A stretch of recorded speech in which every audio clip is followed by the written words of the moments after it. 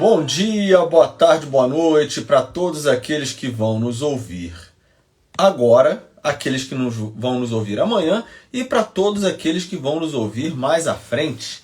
Muito obrigado pela presença. Meu nome é Rodolfo Braga, sou professor de filosofia, debate e oratória. Aliás, está aberto o nosso clube de debate lá no nosso site www.academiaareté.com.br. Entra lá no site para maiores informações, tá bom? Vamos entrar direto aqui no nosso conteúdo. Aliás, deixa eu fazer um aviso antes de entrar no nosso conteúdo direto aqui. É que nesse último fim de semana eu lancei várias partes de uma entrevista que eu fiz com o maestro Antônio Gastão. Essa entrevista está na íntegra, 3 horas e meia de entrevista direto lá no canal do YouTube, tá bom? Mas eu resolvi colocar aqui também no Instagram. E aí eu separei. Tem uma parte lá só sobre filosofia antiga, outra só sobre música antiga, uma parte só sobre música medieval, uma parte só sobre música medieval e renascentista, medieval e renascentista, depois música barroca, música clássica. Na verdade a clássica está curta, porque ele explicou mais sobre a forma sonata, que era específica do período clássico. Depois ele vai para música romântica e termina essa sequência, falando sobre a música contemporânea. Se eu fosse você, daria uma olhadinha lá no Instagram. Na verdade, depois eu vou colocar no YouTube também, de modo assim separado, porque já está separado, A entrevista está lá, Vamos lá, tá lá a entrevista com o maestro Antônio Gastão. Então a entrevista está na íntegra lá.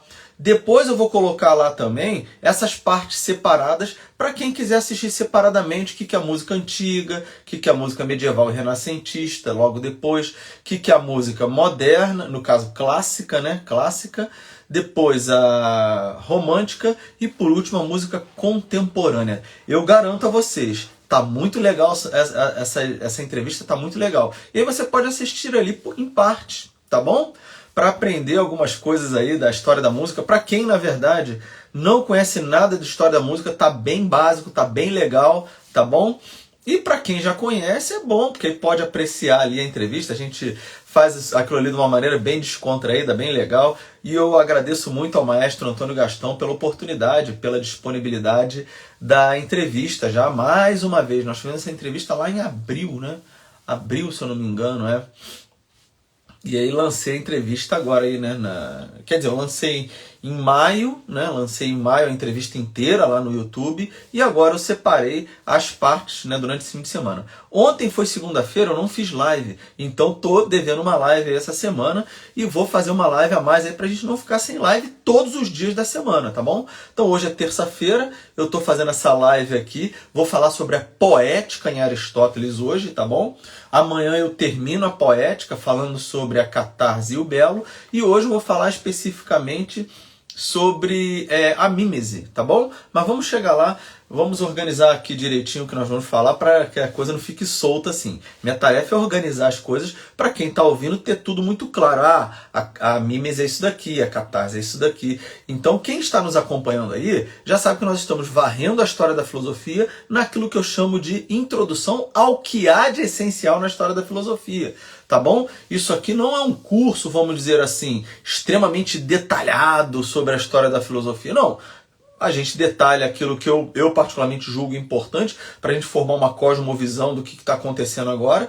E assim, é uma introdução porque quem nunca teve contato com a história da filosofia ou com os filósofos pode ter um bom contato aqui no meu curso. É um curso gratuito que você pode acompanhar aí no meu Instagram e no YouTube da Academia Areté, que é a escola que eu tenho aí na internet, tá bom? E vejam, esse curso aqui está totalmente gratuito. Acho que vale muito a pena você assistir isso daí para ter uma visão muito boa das coisas que estão acontecendo agora. Porque eu estou varrendo a história da filosofia, como eu estou falando. Nós estamos indo hoje para a aula número 55, se eu não me engano. Aula número 55, você vê. Aula de número 55 são muitas aulas aí que você pode aproveitar. 55 ou 56, já nem lembro. Então, assim, Veja, nós estamos detalhando bastante coisa aí para vocês e ainda estamos no Aristóteles. Depois do Aristóteles eu vou falar um pouco sobre alguns socráticos menores, porque Platão e Aristóteles são considerados socráticos maiores. Depois eu vou falar rapidamente sobre uns socráticos menores e vamos partir para o helenismo, tá bom? Então vamos lá, olha só, nós vamos falar sobre a poética. Mas antes de falar sobre a poética, eu queria retomar o que nós falamos lá atrás. Falamos sobre, por exemplo, os tipos de ciência em Aristóteles. Falamos das ciências teoréticas, que é o conhecimento, é o saber pelo saber. Das ciências práticas, que seria você fazer algo, né, agir. E falamos das ciências poéticas. A poética, essa obra do Aristóteles, a arte poética, ela é uma obra, vamos dizer assim, que ela seria considerada dentro da poética, que é essa ciência que visa a produção. Vejam, a poética, aliás, a poética, ela está dentro dessa ciência que é chamada ciência produtiva. E aí veja bem, olha só que interessante. Existe uma palavra grega que é a palavra tékine, né? Essa palavra tékine dá origem à palavra técnica, né? Por quê? E aí nós traduzimos normalmente a palavra tékine como arte, né? Mas o que é arte? O que é técnica? Bom, veja bem, uma coisa sou eu, vamos dizer assim, teorizar a respeito de algo. Teorizar de modo puro, tá? Vejam, e aí nós podemos fazer uma divisão, por exemplo, só para vocês entenderem, entre arte e experiência. Por exemplo, quando eu estou diante de uma pancada de chuva, eu estou tendo uma experiência diretamente daquilo dali. Vejam, a experiência que me dá aquilo dali me diz o que aquela coisa é. Agora, a arte não. A arte, quando eu falo que eu estou tendo uma ciência, um conhecimento artístico, nesse caso aqui, um conhecimento, né, vamos dizer assim, poético, né? A arte, ela não quer saber o que, mas ela quer saber o porquê daquela coisa. Ou seja, por isso que a arte, ela tem a poética, né, as ciências poéticas, as ciências produtivas, elas têm um caráter, vamos dizer assim, um caráter de tentar buscar a causa última. Por isso que ela é ciência. É diferente de você simplesmente fazer a experiência. Estão entendendo? Então uma coisa é só eu ver um fenômeno da natureza, como eu falei, uma chuva caindo. Eu posso fazer a experiência daquilo ali, ou seja, eu sei o que aquilo dali é por meio da experiência. Aliás, eu tenho essa experiência do que aquela coisa é. Agora, quando eu quero saber o porquê de algo, por exemplo, nesse caso aqui da arte, nesse caso eu caio na esfera da arte, né? Por exemplo, qual o porquê de alguém fazer um arroz, ou um chefe gourmand, né? Um chefe de cozinha, fazer ali uma comida de modo artístico, ou seja, ele tem que saber, ele tem que ter o conhecimento acerca das técnicas, por isso que a palavra técnica, né? Ela significa isso, arte ou técnica mesmo, que é um saber, vamos dizer assim, é um saber voltado para a produção. Então vejam, e aí nós podemos dizer que nesse sentido, a arte, ou no caso aqui, a poética do Aristóteles, essa obra poética, e aí vale uma observação aqui, daqui a pouco nós vamos comentar sobre isso, ela trata da tragédia, né? A poética, não só da tragédia, como nós vamos ver, também tem a época e a comédia se perdeu, mas enfim. A arte, ela é um saber que não tem o fim em si mesmo. Então, por exemplo, quando eu escrevo uma história, assim, uma poesia, quando eu crio uma história com personagens e tal, quando eu estou fazendo isso, o fim de eu criar isso daí não é a própria obra, né? Por exemplo, quando eu faço, por exemplo, sei lá, a Ilíada e a Odisseia de Homero, elas não são um fim em si mesmas, né? Mas também, olha só, a arte não é saber voltado também ao bem de quem age, né? Deixa eu explicar melhor isso. Vejam, quando você escreve uma poesia épica, né? Ou uma tragédia, ou até uma comédia mesmo, sei lá, pega umas comédias do Aristófanes, né? Pega lá, por exemplo, sei lá, as nuvens, as vespas, as rãs, sei lá, Lisístrata, ou sobre as riquezas lá, o Pluto, né? Eu esqueci o nome agora da obra especificamente, mas fala sobre as riquezas especificamente. O que eu quero dizer aqui é o seguinte: quando você pega uma obra dessas, você não está querendo extrair dali um conhecimento ético, por exemplo. O objetivo da arte ali não é esse, de extrair, no caso ali da poética, não é extrair um conhecimento ético. Não é esse o objetivo, porque para isso você já tem a própria ética, né? Você já tem a própria ciência da ética ali. A ética é uma ciência prática. A poética não. Ela é uma ciência produtiva, ou seja, é você saber fazer aquilo dali, que é, no caso, a tragédia ou a comédia, tá? E aí vejam, então a arte, nesse caso aqui, ela é um saber que não é fim para si mesma, né? Ou seja, ela não tem a finalidade nela mesma, porque o sujeito que faz, por exemplo, uma comédia, ele não está fazendo a finalidade da comédia para ser ela mesma. Você pega, como eu falei, a Ilíada e a Odisseia, elas não são fins em si mesmas, tá bom? E também não é o objetivo da poética, da arte, não é você ter uma finalidade, um saber voltado ao bem de quem está agindo ali naquele caso. O objetivo não é esse. Tá? Porém, você tem que pensar nisso daqui, porém, é um saber voltado ao bem daquilo que se produz. Então, por exemplo, quando você pega a Ilíada, a Odisseia, pega lá, por exemplo, a Ilíada trata, por exemplo, a Ilíada, ao contrário do que muita gente pensa, não trata da Guerra de Troia, assim, não fala da Guerra de Troia. Na verdade, a Ilíada, ela fala dos últimos 51 dias, 50 e poucos dias ali, da Guerra de Troia, mas não fala sobre a Guerra de Troia, nem fala sobre o final, não fala sobre o início, não fala nem sobre o meio, nem sobre o final. O tema central da Ilíada é a revolta de Aquiles contra Agamenon lá, que roubou lá a Briseida, porque ele tinha acabado de perder a Criseida, enfim. É o Aquiles, na verdade, revoltado com a situação que está ali. E aí ele vai lá chorar as pitangas com a mãe dele lá, a Tétis, enfim. É isso que trata a Ilíada. Então vejam, quando Homero escreve a Ilíada, a Odisseia, não vou ficar aqui discutindo, era um Homero, eram 2 Homeros, eram vários, né? Não vou ficar discutindo esse tipo de coisa aqui, isso aqui deixa para os especialistas, eu não sou especialista nisso, mas assim, quando Homero escreve isso, a finalidade, né? A finalidade da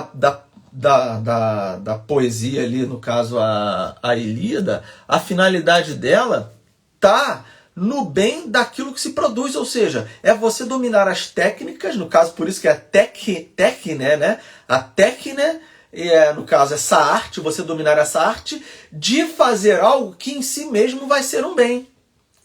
Tá entendendo? É diferente da ciência da ética, que tem como finalidade a minha ação para atingir a virtude. Estão lembrados lá atrás, quando nós falamos da ética de Aristóteles? Assim como a política seria o bem da comunidade ali, da cidade especificamente. Nesse caso aqui, o bem que a arte, o bem que a técnica, que a poesia que a poética, no caso, que a poesia vai atingir, é o bem da própria produção, né?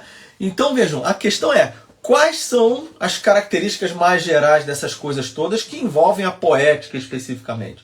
Vamos aos poucos aqui. Nosso curso não é um curso da poética, mas eu vou tentar dar algumas diretrizes mais gerais aí para você entender, assim, no básico, o que seria esse intuito aí do Aristóteles ao escrever a poética. Depois você pode pegar a poética e estudar a poética de modo bem particular. Agora, olha só. O Aristóteles, eu anotei um trechinho aqui da física, que ele diz o seguinte, ele fala assim, algumas coisas que a natureza não sabe fazer, a arte faz. Outras, ao invés, as imita.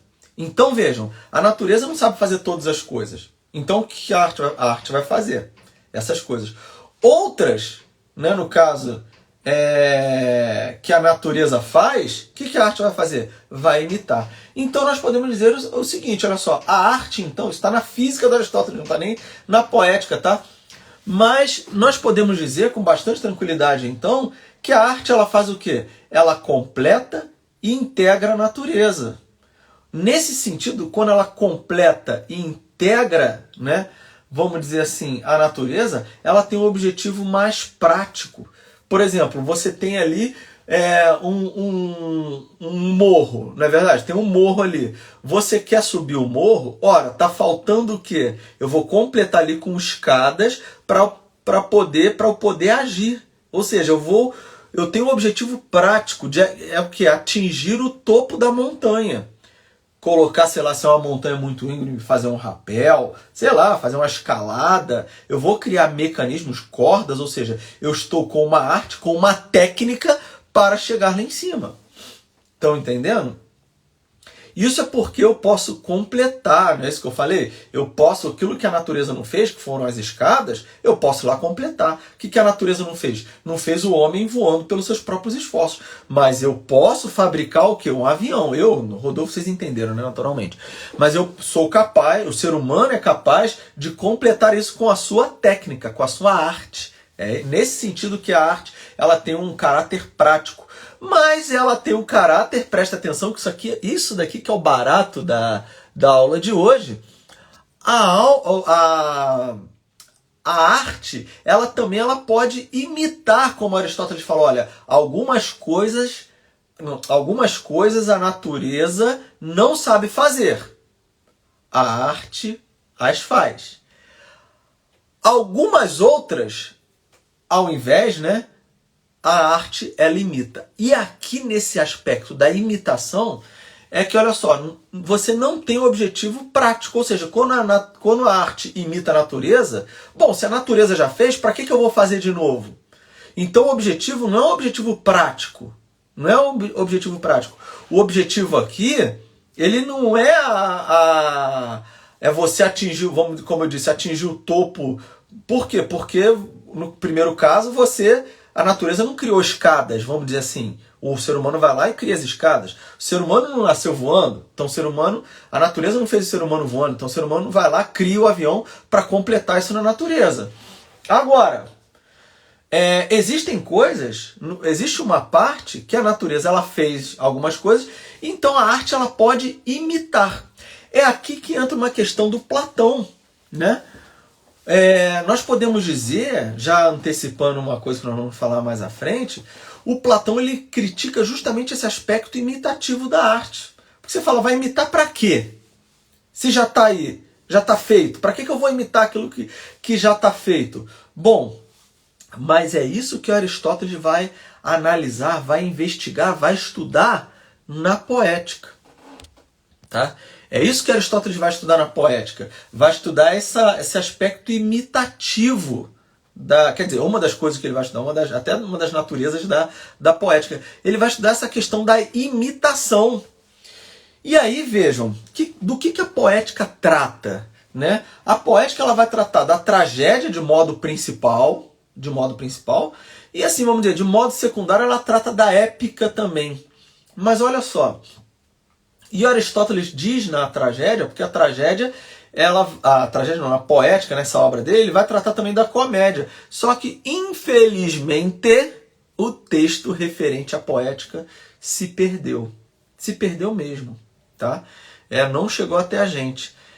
Tem até lá o nome da Rosa, né, do Humberto Eco, que supõe que a poética tenha estado num mosteiro medieval, os mosteiros os monges eram contra o riso. Aí ele criou um monte de coisa lá, inventou um monte de coisa que não corresponde ao caráter histórico, porque a poética já tinha sido perdida antes, e quando parte da obra aristotélica se recupera mais tarde, já não se tinha poética e nunca se teve. A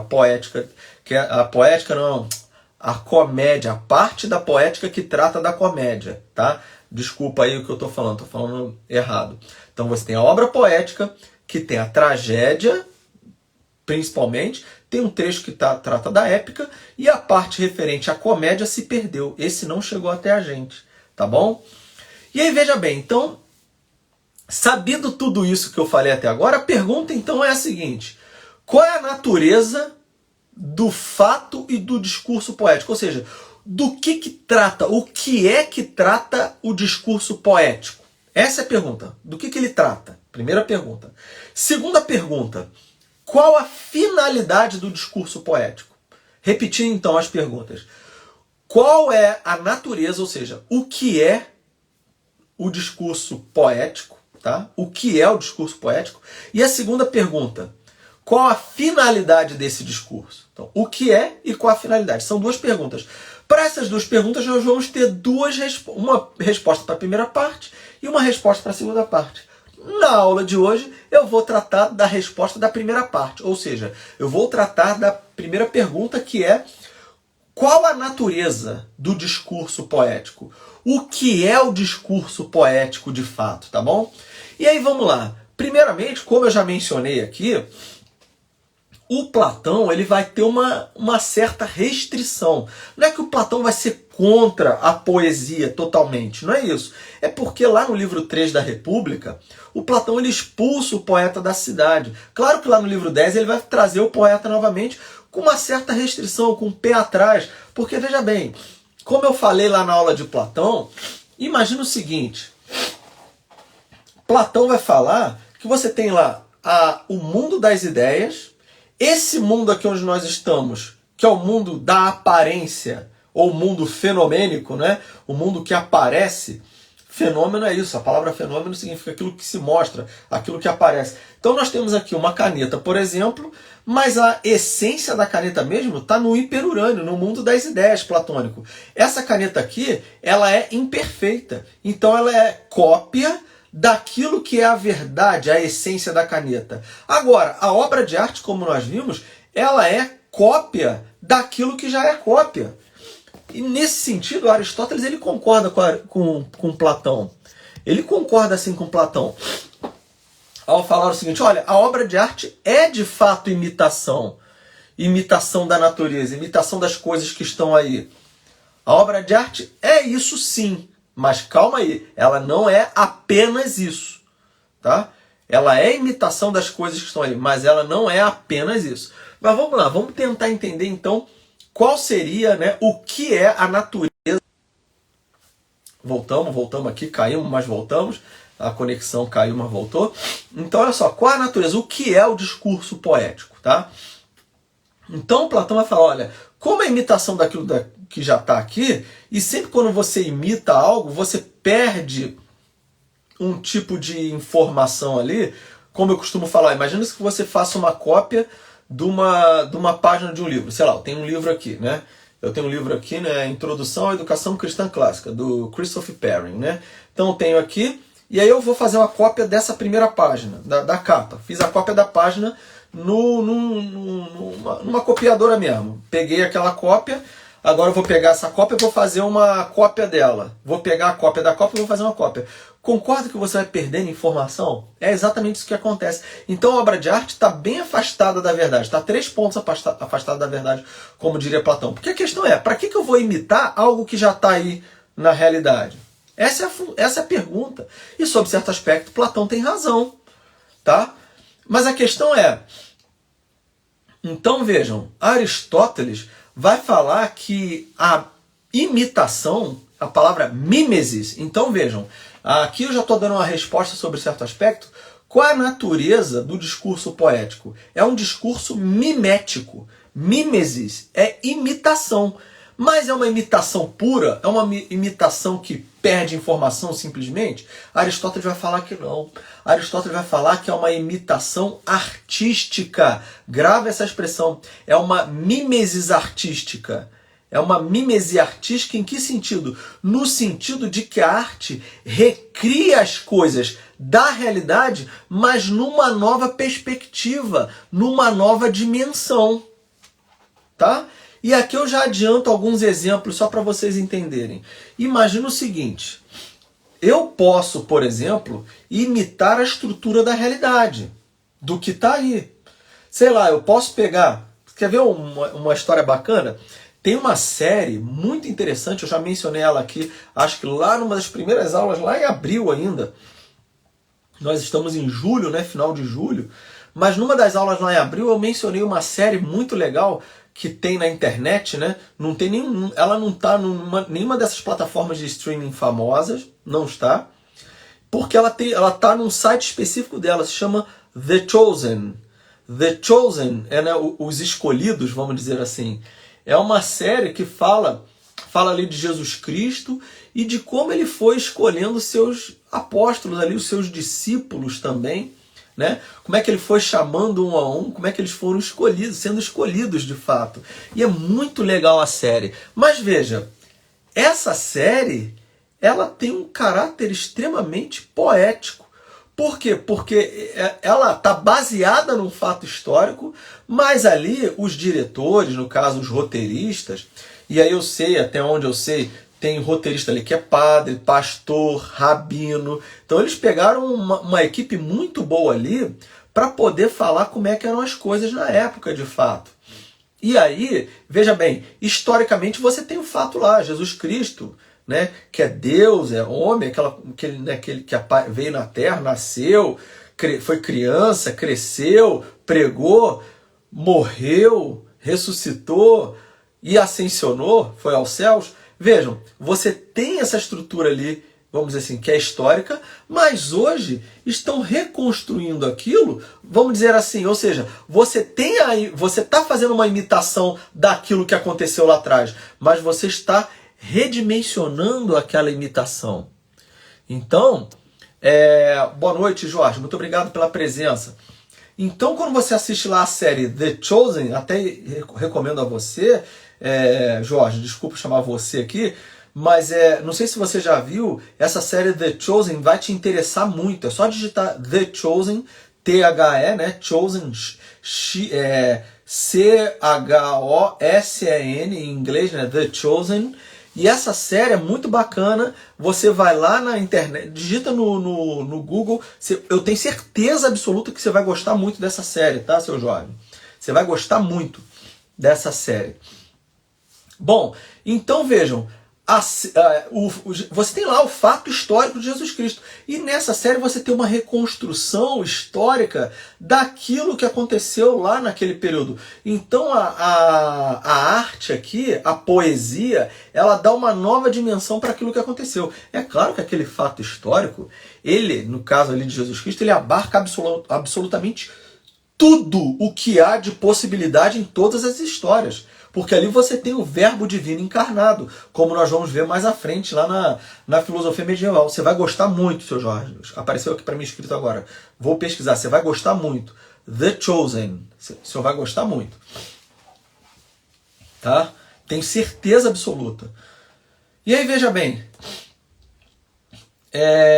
Nesse sentido, o que Aristóteles vai falar? O Aristóteles vai falar o seguinte, ele vai falar assim, olha, então se a mimesis platônica é uma imitação da natureza, vamos dizer assim simplesmente, a mimesis artística aristotélica é uma imitação que vai recriar as coisas, dando uma nova dimensão para elas. E aí por isso que Aristóteles vai falar o seguinte, agora sim ele fala isso na própria poética, nessa obra dele, ele fala o seguinte, olha, o historiador descreve fatos realmente acontecidos. O poeta, fatos que podem acontecer, ou que poderiam ter acontecido, ou até que deveriam ter acontecido, como nós vamos ver. Tá bom? Isso está na poética do Aristóteles. Então vejam, o que você tem que gravar? A poesia, ela tende a representar o universal. Esse é o papel da poesia. A poesia, ela tende a representar o universal, enquanto a história representa o particular. Vamos pegar um exemplo aqui só para a gente entender, num primeiro momento, porque Aristóteles está falando da história da época dele, das questões da época dele, aquela coisa toda. Então vejam, a história, ela tem a tendência a narrar aquilo ali que aconteceu concretamente. Vejam, sei lá, você pega o historiador Heródoto, lá da Antiguidade.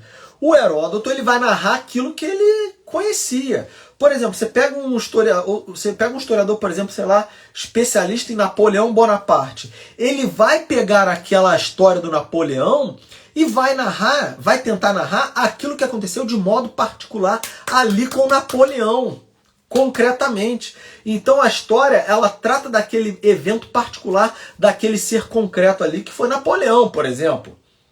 A poesia não. A poesia, ela vai tentar falar de modo mais universal possível. Por exemplo, não é à toa que eu posso, por exemplo, ser capaz de criar uma história, no caso aqui poética, não história real, baseado na vida do Napoleão. Eu posso, por exemplo, sei lá, criar uma história baseada no, sei lá, na última noite de Napoleão. O que ele pensou? Qual foi a conversa que ele teve ali com as pessoas, com as pessoas que estavam perto dele? Eu posso colocar uma pessoa extra ali que historicamente ninguém conheceu, que não ficou conhecida na história. Eu posso fazer esse tipo de coisa, eu posso fazer esse tipo de inserção. Mas esse tipo de inserção não é aquilo que aconteceu ali historicamente, concretamente. Esse tipo de inserção é uma inserção que eu faço no nível poético, como eu estou falando. Então o nível poético, ele é mais universal, ele não é concreto ali. Olha o que eu estou falando. Ele é mais universal, ele tem uma tendência a representar o universal. Por isso que a poesia, ela é mais filosófica do que a história. Porque como a filosofia ela lida com aquele aspecto mais abstrativo, que seria o conceito lógico, aquela forma, essência, aquela essência pura que nós falamos já em Aristóteles, volta lá atrás para você entender o que é isso que eu quis dizer, lá na aula sobre usiologia, sobre a aula sobre ontologia e usiologia principalmente. Lá você vai entender o que a filosofia estuda. A filosofia estuda aquilo dali, aquela essência das coisas. Mas veja, você tem o fato concreto e tem a essência pura aqui que é estudada pela filosofia.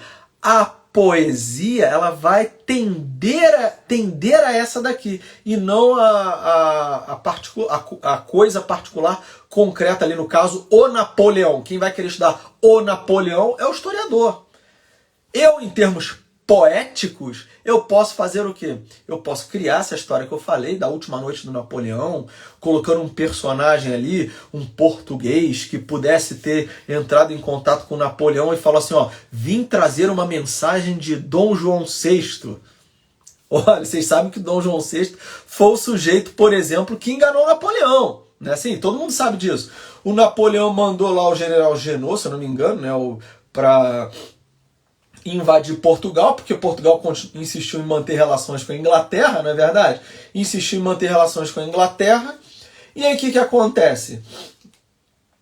O Napoleão avisa, ó, vai invadir a Portugal, só que Portugal cria um plano extremamente mirabolante que já li alguns historiadores falando isso, que já fazia parte, principalmente por conta do José Bonifácio, de vir para o Brasil, né? Ele de fato traz a corte portuguesa para o Brasil, e aí o que acontece com as tropas francesas? Ficam a ver navios, porque os navios portugueses da corte portuguesa inteira já tinham saído rumo ao Brasil, e o Napoleão, né, o exército francês entrou em Portugal sem ter a corte lá, ou seja, eles não dominaram Portugal, porque Portugal, vamos dizer assim, Portugal se deslocou para cá, para o Brasil, mas continuou sendo reino português. Mas não em território português. Era reino português, mas não era território português. Bom, isso, quem vai estudar esse tipo de coisa de modo assim bem específico, ou seja, olhando para essa realidade particular do mundo, é o historiador. O poeta, como eu falei, que vai criar história, poesia, no caso aqui, história poética, no nível poético, o cara pode até falar no Napoleão no seu último dia e aparece lá um português que fez parte da fuga da família real, conversando com o Napoleão como é que eles organizaram aquilo tudo, e o Napoleão perguntando detalhes para ele sobre a questão. Isso aí aconteceu? Não, isso não aconteceu historicamente ali concretamente. Mas vejam que eu estou saindo aqui do concreto e estou indo para uma instância mais universalizada daquilo que poderia ter acontecido, ou até deveria ter acontecido. Nesse sentido, então, nós estamos no âmbito mais filosófico. É filosofia ainda? Não é. Nós vamos ver que não é. Tá? Então vejam, e aí nós podemos fazer algumas observações sobre isso que eu acabei de falar aqui. Algumas observações nós podemos fazer. Eu vou tentar fazer 5 observações. Umas estão dentro da outra aqui, mas elas, em geral, podem ser organizadas no número de 5, tá? Na verdade, até mais, né? Mas vou fazer 5 observações aqui do texto original da Poética do Aristóteles, para você entender o que eu quero dizer. Então, Aristóteles diz, o historiador descreve fatos normalmente acontecidos. O poeta, fatos que poderiam ou até mesmo deveriam acontecer. Tá bom? Então vejam, primeira observação. Como eu acabei de mostrar para vocês aqui, falei da diferença da história para a poesia. Primeira coisa, você já entende o seguinte, olha só. A poesia, ela é poesia não porque ela está em versos. Não é porque ela está lá em verso. Porque eu posso pegar um texto, por exemplo, sei lá, eu posso pegar um texto não poético e colocá-lo em verso e aquilo ali continuar não sendo poesia. Por quê? Porque a poesia ela está relacionada à criatividade em relação à imitação. Tá? Vejam, eu posso criar personagens que não existiram de modo algum. Posso criar esses personagens que não existiram mesmo. Eu posso criar esses personagens e, no entanto, aquilo ali ser uma certa imitação da realidade. Imitação em que sentido? Vejam, tudo aquilo que eu posso criar aqui está no nível de uma mera possibilidade. Isso é um aspecto importante da poética do Aristóteles.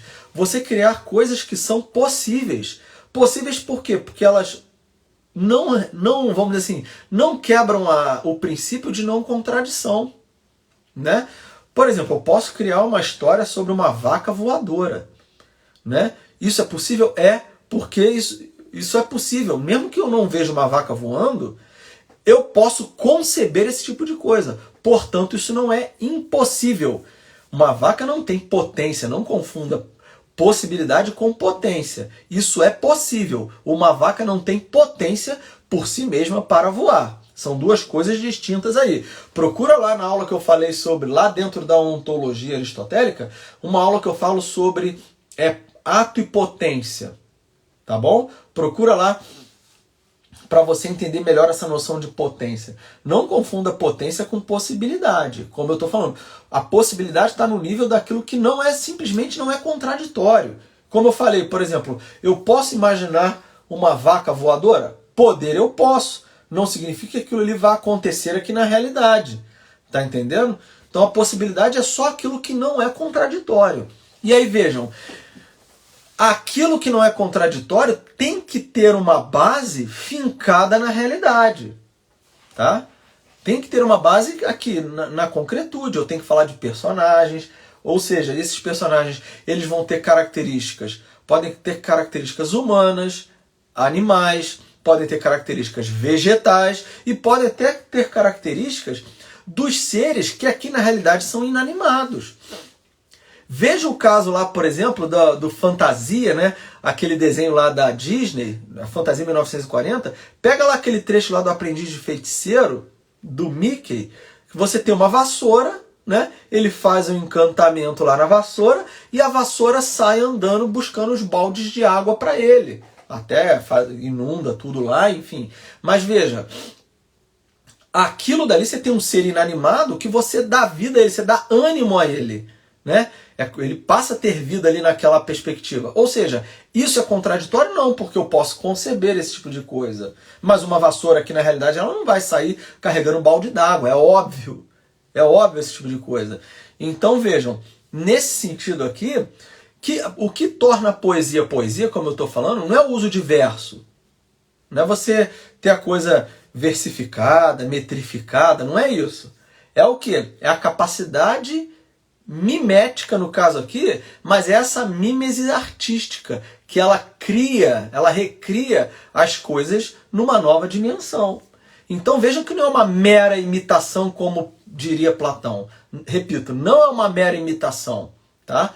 Ela tem a mímese, ela tem um outro objetivo aqui, tá?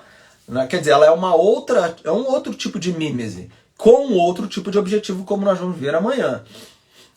Agora, outra coisa é que a arte, ela não depende do conteúdo de verdade do objeto, né? Como eu acabei de falar.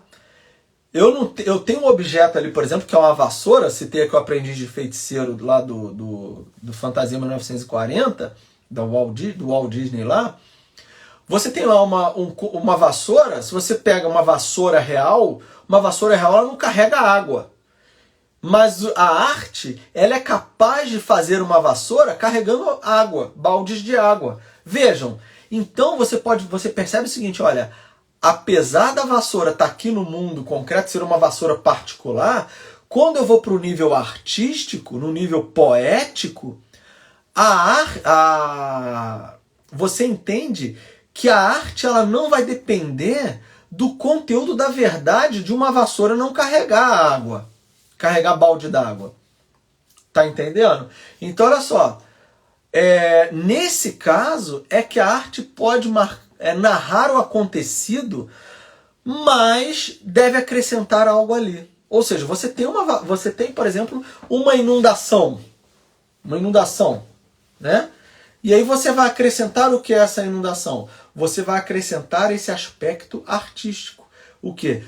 Inundou porque um sujeito fez lá uma mágica para que as vassouras pudessem ajudá-lo a carregar a água, e aí o sujeito dormiu e aquilo dali inundou tudo, ele não percebeu, ele não soube desfazer o feitiço.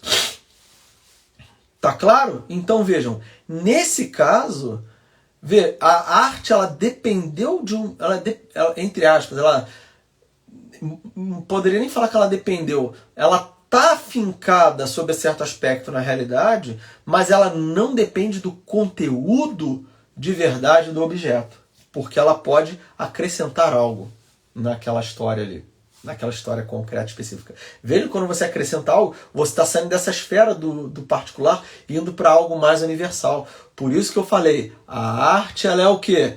Ela é mais filosófica do que a história. E aí vem a terceira característica. A primeira, então, é essa que eu falei lá, de que a poesia é poesia não porque ela é feita em verso. A segunda é essa de que a arte ela não depende do conteúdo de verdade do objeto. E a terceira é essa que eu acabei de falar. A poesia ela é superior à história. Por quê? Porque a poesia ela lida com questões mais universais. Não está aqui no concreto, numa vassoura ali, concreta de fato. A vassoura concreta não vai carregar balde d'água, mas a vassoura poética, ela pode carregar balde d'água. Estão entendendo? Então, enquanto a história lida com o particular, a poesia ela lida com algo mais universal. Tá? Essa é a terceira característica. Mas a pergunta é, quais são estes universais da poesia? Essa é a pergunta. Quais são esses universais? É o mesmo universal da filosofia? A essência da coisa? Não, porque aí você está no nível puramente filosófico, que é o nível da verdade. A poesia ela não vai tratar, vamos dizer assim, da verdade, da veracidade da estrutura da realidade. A poesia não vai fazer esse tipo de coisa. Então vejam bem, esses universais que a poesia lida não são os universais lá da lógica, lá da ontologia, não é a essência pura, não são os primeiros princípios, não é esse universal.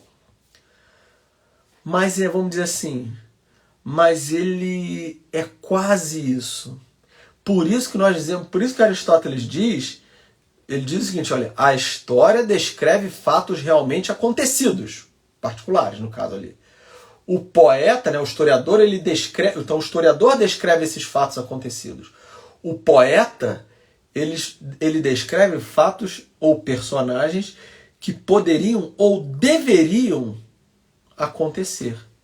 Ou seja, esse universal da poesia, ele não é universal da filosofia, tá? mas ele mas ele também não é o particular da concretude da realidade.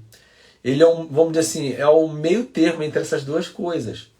Tá? Ele é o meio termo, porque ele fala o quê? Ele vai apresentar a estrutura do que ele está propondo, não como elas são, mas como eu falei, como elas poderiam ou até mesmo deveriam ser. Tá bom? Então essa é a quarta característica. São esses universais da lógica serem diferentes do particular da história, mas também não são os universais filosóficos. Seria a essência propriamente dita, porque aí você estaria no nível da verdade. Agora, a quinta e última característica decorre dessa daí. Essa universalidade, que não é a universalidade filosófica, mas essa universalidade da poesia, né, ela acontece por conta de uma lei que é a lei da verossimilhança e da necessidade. O que seria essa lei da verossimilhança e da necessidade? Bom, é só você pensar o seguinte.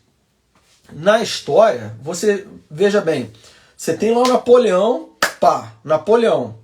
Depois do Napoleão, você tem, né? Aliás, você tem lá, vamos melhorar aqui o argumento. Você tem Revolução Francesa. Depois da Revolução Francesa, você tem a história. Então preste atenção nessa expressão, depois. Depois. Então a história, ela vem narrando as coisas, vamos dizer, ó, aconteceu isso, depois aconteceu isso. Depois aconteceu essa outra coisa. Veja, a história, ela não tem, vamos dizer assim, sob certo aspecto, olha o que eu vou falar, a história, enquanto o historiador está narrando, segundo Aristóteles pelo menos, a história não deveria ter uma intencionalidade nos atores ali. É claro, pessoal, vamos falar aqui, é claro que, por exemplo, se eu estou dando essa aula aqui, eu quero mudar o rumo de alguma coisa em termos históricos. Quem está me ouvindo agora nesse momento, ou quem vai ouvir depois, por exemplo, você que está ouvindo isso aqui, alguma coisa está mudando em você. Você pode estar ficando com raiva de mim, pode estar ficando com inveja, ciúme, qualquer coisa aí, ou até pode estar gostando, está querendo voltar, acompanhar mais aulas. Eu espero que você esteja gostando. Se não estiver gostando também, vou fazer o quê? Né? Eu estou fazendo a minha parte. Não está gostando, não gosta de mim, ok. Tá? Não tem problema nenhum. Eu não tenho problema com isso, não. Não tenho mesmo. Não estou aqui para as pessoas gostarem de mim. Eu estou aqui para fazer o meu papel. Enfim, eu até gosto quando as pessoas apreciam o que eu estou falando e tal, mas se não gostar também, vou fazer o quê? Não é verdade? Não vou morrer por isso, não vou ficar triste por isso, mas, enfim, pessoa que fique triste nesse caso aí, tá bom? Eu não vou ficar triste por isso. Mas vejam, então, quando o historiador... é claro que existe uma certa intencionalidade aqui em termos históricos, de eu querer afetar algo nas pessoas, enfim. Agora,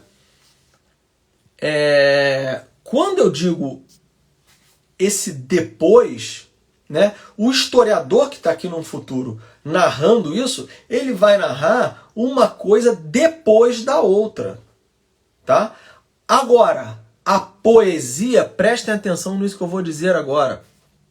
A poesia, ela fala o seguinte, olha, algo acontece em consequência de outra coisa.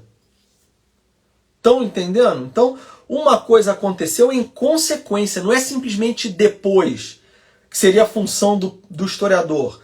Entendam o que eu estou dizendo aqui. Se alguém tiver dúvida, pode perguntar depois sobre isso, que eu tento esclarecer melhor. Mas eu acho que só isso aqui já dá para esclarecer. O papel do historiador, então, é falar como se deu uma coisa depois da outra. O papel do poeta aqui não. É falar que uma coisa aconteceu em consequência. Não é o depois em termos históricos, seria um aspecto meramente narrativo. O poeta, a função dele não é meramente narrativa. É desenvolver uma coisa como consequência de uma outra. Tá claro? É claro, pessoal, deixa eu falar para vocês, que hoje em dia existe o objetivo aqui de alguns historiadores hoje em dia, principalmente, isso aqui é Aristóteles, isso aqui é século IV a.C., né? Mas vejam bem, depois do von Ranke, né, o criador da história enquanto disciplina, o Hegel mesmo ali, né?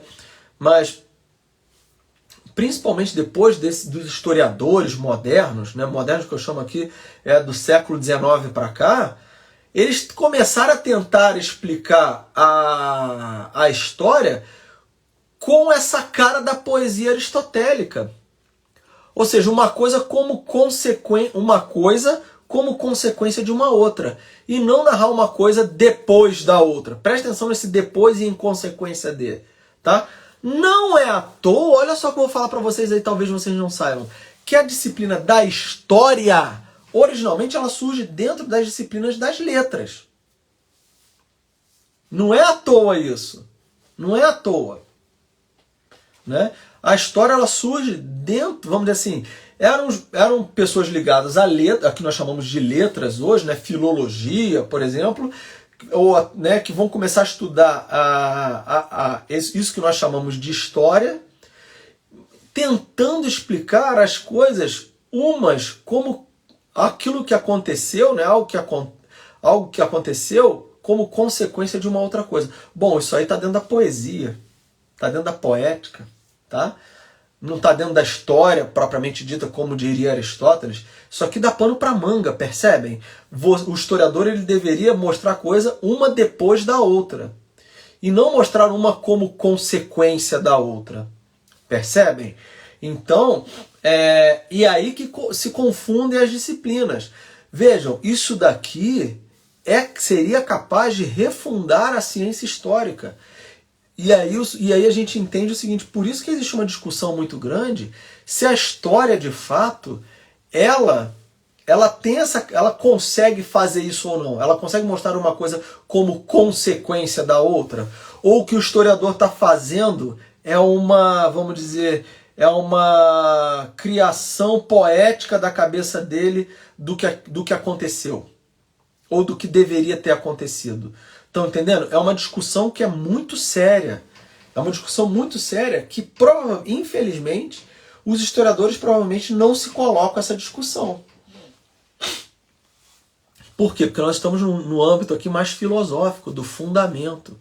Como eu falei para vocês já, infelizmente, as pessoas que vão para o nível superior, elas não têm essa base que eu estou dando aqui, essa base filosófica, para entender, por exemplo, isso que nós estamos apresentando aqui.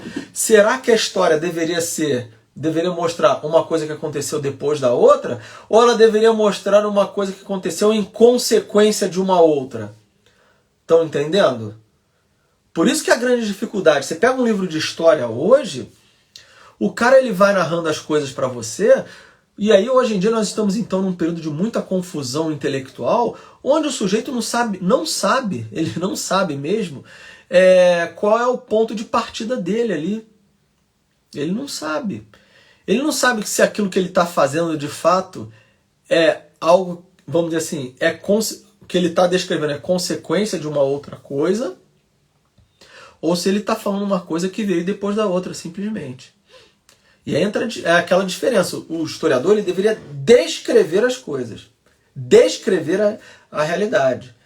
É claro, pessoal, repito, nos métodos de história, você vai ter, por exemplo, os documentos, você vai ter, sei lá, um vaso, vai ter uma estátua, esse tipo de coisa que vai fazer a história ser feita. Eu entendo esse tipo de coisa, eu entendo esses pressupostos. O problema é o sujeito querer, vamos dizer assim, reconstituir criativamente aquilo que foi a história. Bom, aí ele já está no âmbito da poesia, como nós acabamos de mostrar. Aquilo então já não é mais história. Entende? Ou então, aquilo ali nós poderíamos dizer que é o início daquilo que lá na frente pode se tornar uma ciência histórica. Mas aí você vai precisar percorrer os diversos níveis dos discursos aí. Como diria, por exemplo, o Olavo de Carvalho. Você teria lá o discurso poético, que seria isso que nós acabamos de ver aqui. Você teria o discurso retórico, que seria o discurso do debate mais inicial, mais público mesmo, porque começa aqui no poético. Depois sim você ia para o nível dialético, que seria o nível da história, vamos dizer assim, mais elevado de fato, onde você está lá, já depurou todas as possibilidades já descartou todas as possibilidades ali de mera verossimilhança, ou então de possibilidade, depois de verossimilhança, e aí você vai para o nível, por exemplo, do que, vamos dizer assim, do confronto dialético mesmo. E aí seria assim um nível, vamos dizer assim, mais elevado de todos. Tá bom? Bom, esses são as 5 observações que eu queria fazer. Agora, então o que a gente entende disso daí? O objeto da mímese, então, o que a mímese está fazendo, essa imitação está fazendo, o objeto dela, não é algo dado da realidade. Não é um dado ali da realidade. Estão entendendo? Quando eu faço, por exemplo, quando eu vou fazer história, eu vou narrar lá, como eu falei, o que o Napoleão fez. Tá?